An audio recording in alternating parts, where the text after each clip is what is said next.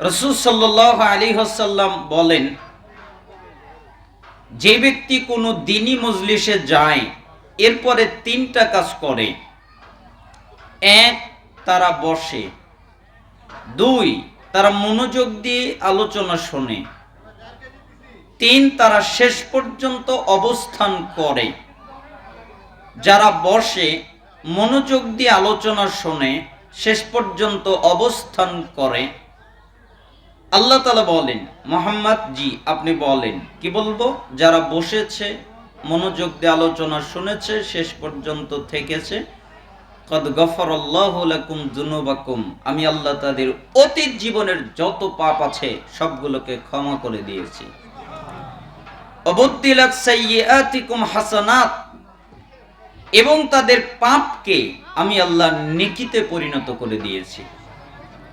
অতএব আপনারা যারা জ্ঞান অর্জন করার জন্য এসেছেন, মনোযোগ দিয়ে জ্ঞান অর্জন করেন, আশা করছি আপনাদের উপকারে আসবে।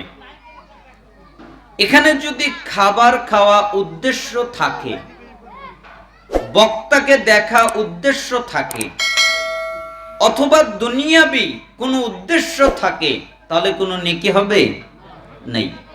এই জন্য স্রেফ আল্লাহকে সন্তুষ্ট করার জন্যে, জ্ঞান অর্জন করার জন্য আপনারা এসেছেন, এই নিয়ত করবেন আল্লাহ তাআলা যেন আপনাদেরকে কবুল করেন। আপনারা জানেন, পবিত্র কোরআনুল কারীমে আল্লাহ তাআলা একটা জরুরি কথা বলেছেন যে ওমা আতাকুমুর রাসূলু ফাখুযু ওমা নাহাকুম আনহু ফান্তাহু।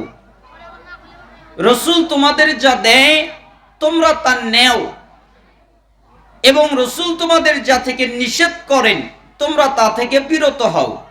আত্তাকুল্লাহ, তোমরা আল্লাহ তাআলাকে ভয় করো। ইন্নাল্লাহা শাদীদুল ইকাব, নিশ্চয়ই আল্লাহ শাস্তি দানে অনেক কঠিন, কঠোর। তার মানে রাসূল যদি কোনো আদেশ করেন, রাসূল যদি কোনো নিষেধ করেন, তাহলে যে কোনো মূল্যে আমাদেরকে পালন করতে হবে। রাজি আছি তো আমরা?